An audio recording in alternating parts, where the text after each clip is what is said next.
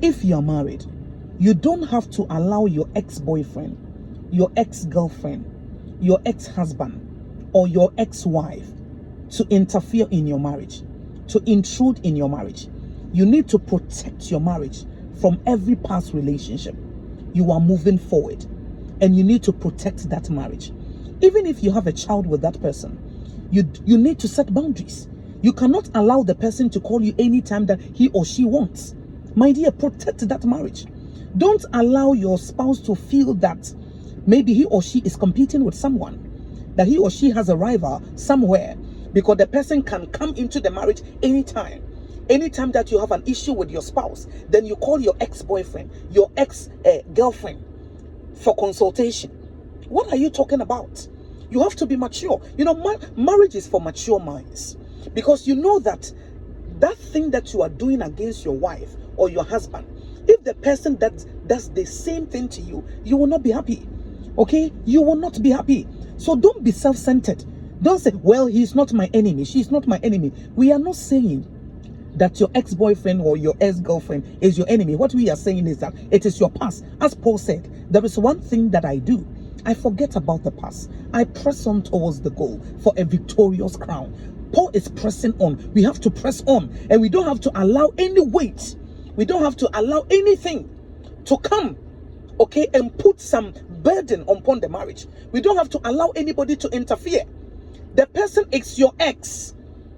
The person is your ex. Whatever happens that you didn't marry the person, we don't care. He or she is your ex. Even if you were in love with that person, but your parents decided not to allow you to marry that person, that marriage didn't come on. So don't allow your current husband or your wife to pay a price for that. To pay a price for something that he or she has not done.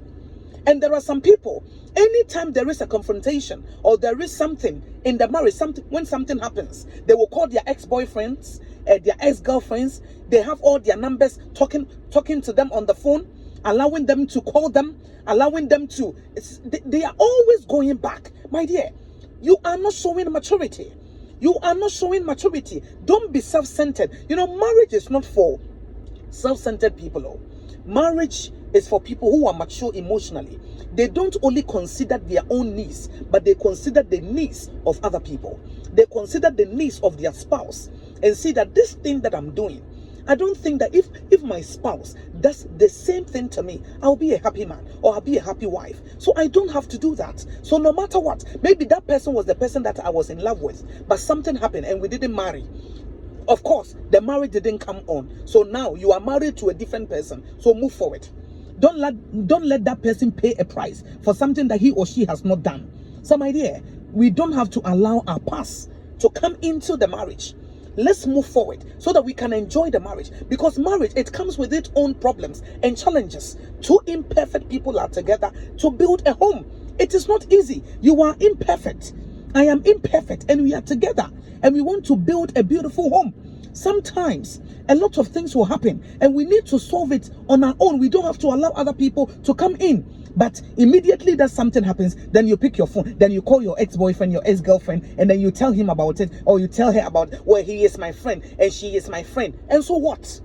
And so what, my dear? Set boundaries. As I say, even if you have a child with that person, the person cannot call you all the time. The person cannot use the child as an excuse to interfere in the marriage, that the person can come into the house anytime because you have a child with him or her. It doesn't matter whether you have a child with him or her. Set boundaries.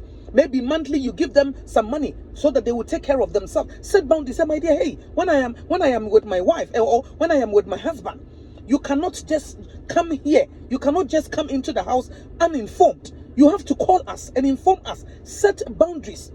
Allow your husband to feel secure in the marriage. Allow your wives to feel secure in the marriage. Press on towards the goal so that you can have a wonderful marriage. Even when you read 2 Corinthians chapter 5 verse 17, it says, if anybody is in Christ, he is a new creation. All things have passed and gone. Everything has become new. So we are moving forward. The sinful nature is dead. We have a new nature. We are bearing the fruit of the Spirit. The same thing in marriage. The old relationship, they are dead. Okay, they are dead. You don't have to allow that relationship to interfere, to come in, to cause problems and challenges, to make your husband or your wife feel insecure. You are not showing maturity. And what is happening, the thing that you are doing, it will have a lot of repercussion on the marriage. So I want to advise you that, my dear, don't think about yourself only. Don't be self-centered. If your spouse is complaining about you always communicating with your ex, please put a stop to it. Don't continue that behavior. Don't continue that attitude, so that your marriage will be in peace.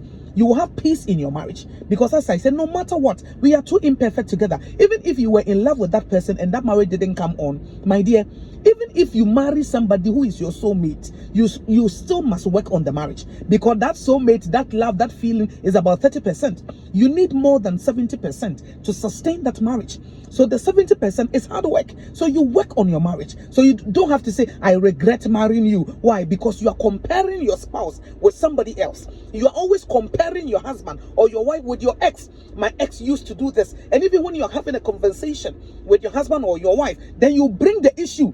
My ex was like this. My dear, be mature. My ex was like this. If it was my ex, he would have done this. She would have done this. My dear, what is that? What is that? You are being childish.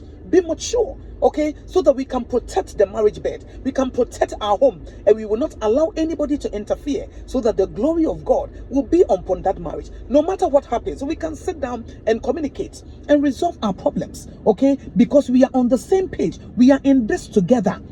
We are in this together, and we want the marriage to succeed. So you have to do your part, and I will also do my part, so that together we can build our home. So we will not allow any past relationship. Let's put everything behind us, so that we can move forward. We can enjoy the marriage together. And if there is any challenge, any struggle, let's sit down. Don't allow your ex to come in. Don't compare your spouse or your wife with any. Don't compare him with your ex. Okay, so that he or she will know that I don't have any rival. I am secure in my marriage. I am enjoying my marriage. And as Paul said, I press on towards the goal for a victorious crown. So you're also pressing on for a victorious marriage.